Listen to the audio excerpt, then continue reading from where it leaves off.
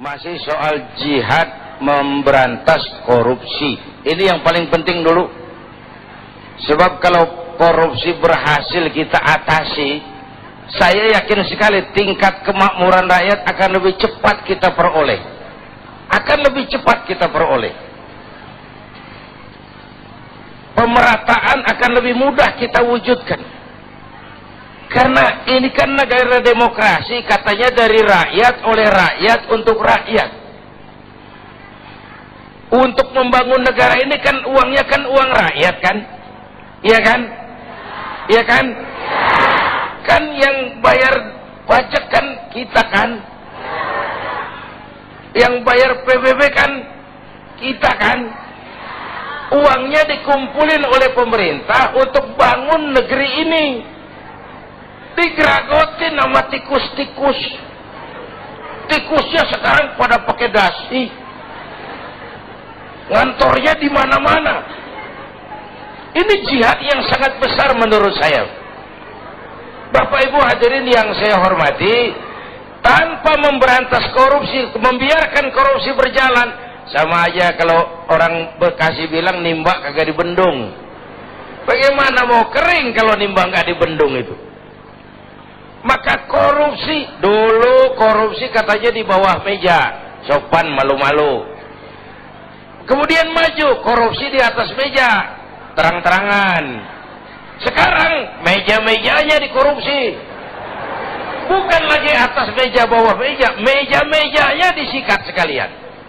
Dan celakanya di mana-mana tuh tukang sunat merajalela.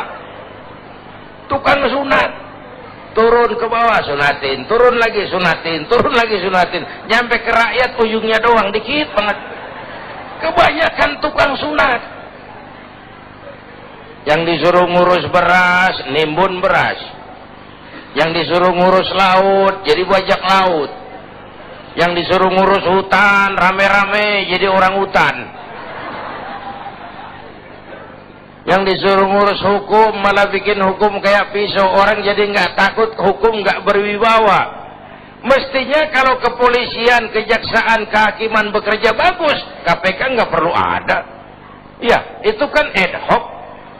Dibentuk KPK karena kinerjanya nggak memuaskan.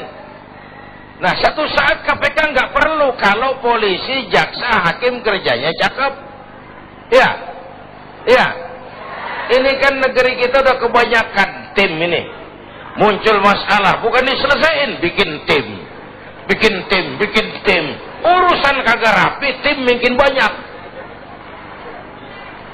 Bapak Ibu hadirin yang saya hormati, oleh karena itu setiap kita punya tanggung jawab moral, paling tidak mencegah diri kita jangan ikut dalam korupsi pada tingkat kita masing-masing. Itu yang pertama saya kira, jihad menghadapi korupsi. Yang kedua, jihad melaksanakan amar ma'ruf nahi munkar. Ini penting. Sebab kalau yang ma'ruf jalan, yang munkar jalan, yang munkar itu mengundang murka Allah. Kalau murka Allah turun, bencana nggak nimpa yang zalim saja, yang baik-baik kena jatahnya. Saudara makan nangka kena getahnya, itu resiko. Saudara nggak makan nangka kena getahnya, itu sial namanya. Kan nih sekarang nih di masyarakat ada nih orang kalau dibilangin ngomongnya begini, biarin aja, yang mabok gue, yang judi gue, pakai duit gue main di rumah gue, urusan apa sama orang? Yang zina gue, yang bayar pelacur gue, mau enak mau penyakit urusan gue. Lu ngapa jadi repot? Ada tuh orang kalau dibilangin nyautnya begitu. Ada nggak? Yang mana?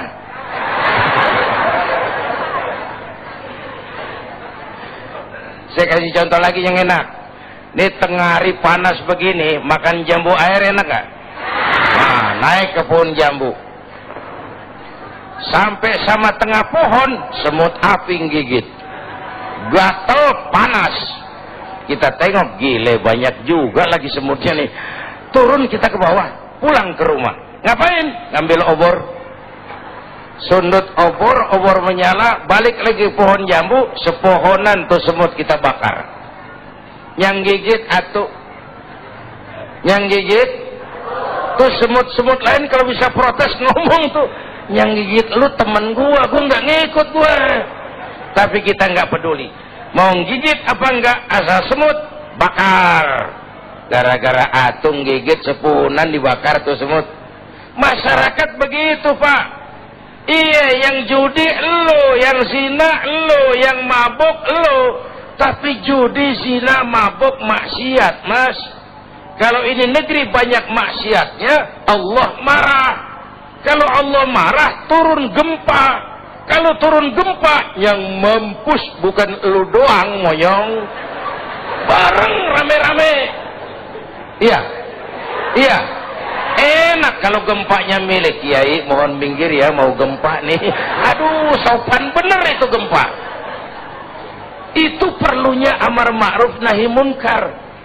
Karena bencana kalau datang tidak hanya menimpa orang yang zalim, yang baik-baik akan kena juga jatahnya. Bapak Ibu hadirin yang saya hormati, nah pelaksanaannya memang amar ma'ruf lebih gampang daripada nahi munkar.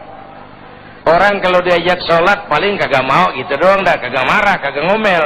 Tapi kalau dilarang mabuk, berkelahi. Diajak dilarang berjudi, dilarang berzina, bisa berkelahi. Tapi dua-duanya harus dilaksanakan. Itulah sebabnya ini jihad. Beramar ma'ruf, apalagi bernahi munkar, itu merupakan jihad yang harus kita laksanakan. Kedua-duanya, nggak boleh pisah. Kalau yang ma'ruf jalan, yang munkar juga jalan, ya seimbang dong. Nah yang rugi, yang celaka sekarang nih, Bu, kalau ukuran ma'ruf munkar masih jatah kayak zaman kita nih, masih enak. Satu saat mana yang ma'ruf, mana yang munkar jadi remeng. Ya, ini zaman apa sih katanya, zaman orang pada pinter bikin bungkusan, entertain, ya, orang pada pinter bikin bungkusan, yang ma'ruf kelihatan munkar, yang munkar kelihatan ma'ruf. Ayo udah ngalamin belum saat begitu? Yang jujur dimusuhin. Nah, udah kejadian kan? Yang laporan anak pada nyontek tuh dimusuhin yang jujur. Itu kan yang ma'ruf jadi munkar, yang munkar jadi ma'ruf. Terbalik nilai masyarakat kita. Ini menyedihkan, ini memprihatinkan, ini musibah. Kalau yang ma'ruf jadi munkar, yang munkar jadi ma'ruf, mau apa lagi kita? Masya Allah. Jangan sampai kita berharap ini Kiai, seperti yang Kiai katakan tadi, jangan sampai azab ini menimpa negara kita.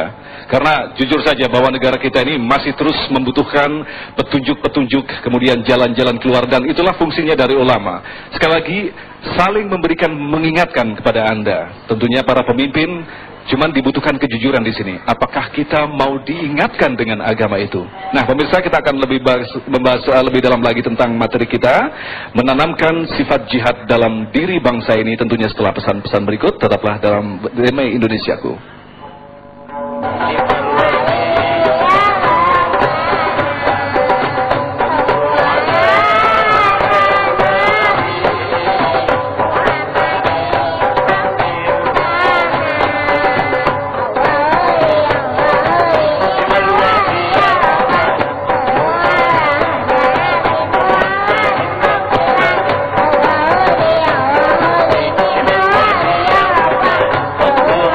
Tema membangun semangat jihad.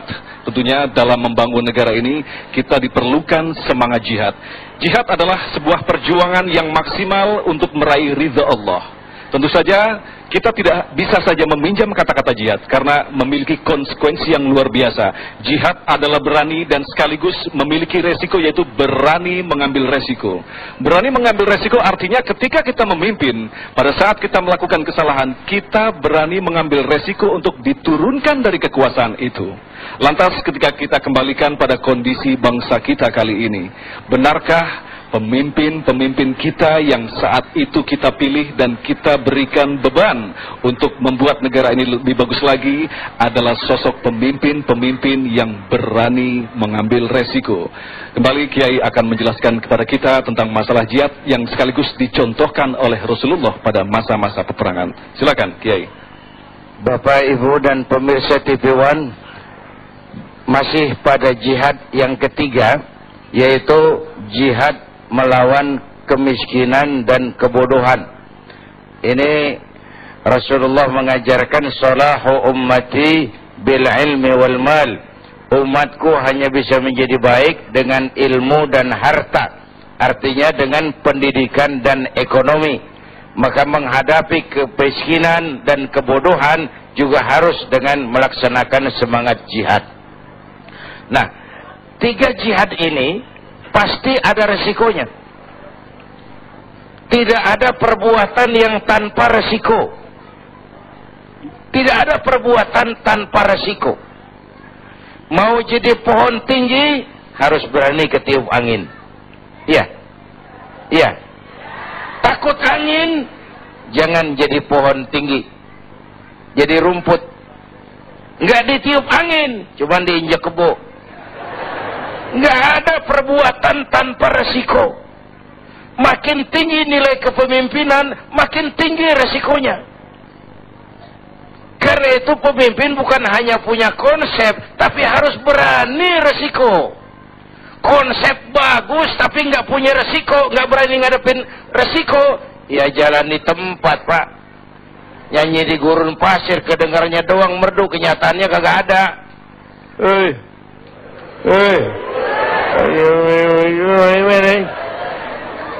Konsep bagus tapi nggak berani resiko, nyanyi di gurun pasir, merdu tapi nggak ada yang dengerin, nggak ada hasilnya.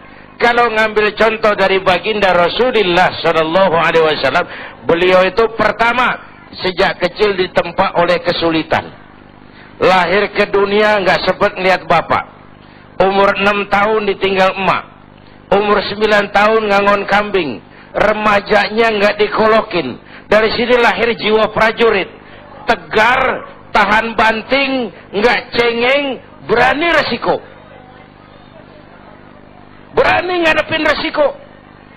Padahal jihadnya mula-mula teror mental,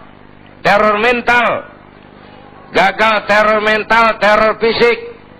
Muhammad, jangan macam-macam, kamu mau apa? Kami ngerti Bani Hashim tidak bisnis, mau kaya, ngomong. Mau jabatan tinggi, jadi apa, ngomong. Nggak usah ikut pilkada, ngomong. Mau perempuan cantik, anak siapa, ngomong. Teror mental, gagal. Teror fisik, gagal. Kenapa? Beliau siap ngadepin resiko, berani. Sekali kaki melangkah ke depan, pantang surut mundur ke belakang. Itu namanya pemimpin. Jangan cuma ngatur penampilan pemimpin mah, berani resiko.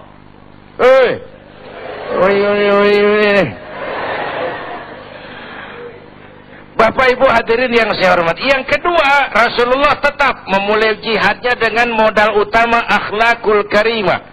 Memperbaiki akhlak, pakai akhlak. Budi pekertinya luhur, dipuji oleh Allah, wa innaka la'ala khuluqin azim. Yang ketiga, beliau pandai menginventarisir potensi. Kalau mau jihad harus ada kebersamaan, Pak. Coba lihat, Nabi punya Umar bin Khattab, Nabi punya Abu Bakar, Nabi punya Ali, Nabi punya Utsman. Ada penyandang dana kayak Utsman, ada jenderal kayak Umar, ada orang tua bijak kayak Abu Bakar Siddiq, ada anak muda intelek kayak Ali bin Abi Thalib, ada wanita budiman kayak Khadijah. Membangun kebersamaan, karena masalah yang kita hadapi sangat besar, perlu kebersamaan. Dulu pun waktu merdeka kita mikir-mikir, coba, jenderal mana mau taruhan, bambu runcing merdeka ngelawan tank?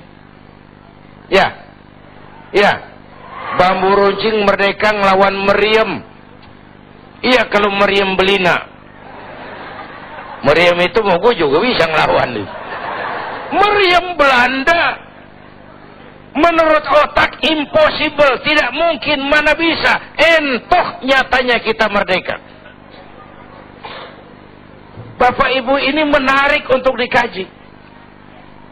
Orang-orang tua kita dulu punya komitmen. Komitmennya sederhana, merdeka atau mati. Merdeka atau mati. Sekarang komitmen nggak jelas, Pak. Nggak jelas apa komitmennya. Seakan-akan jabatan, kesempatan untuk jadi kaya.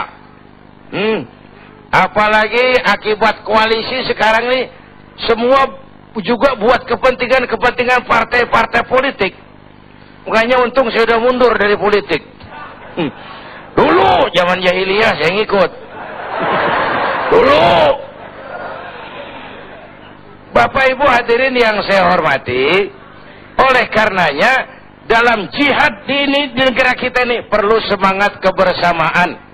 Nggak bisa parsial karena masalahnya sangat kompleks. Masalahnya sangat kompleks. Semua kita dengan bidang dan kemampuan kita masing-masing melaksanakan yang namanya jihad. Menghadapi kemiskinan, menghadapi keterbelakangan, menghadapi kurangnya keadilan, itu kan kita rasakan. Itu juga memerlukan jihad. Dan buat kita semua, tentu melaksanakan jihad adalah kewajiban. Sekali lagi, sesuai dengan bidang dan kemampuan kita masing-masing.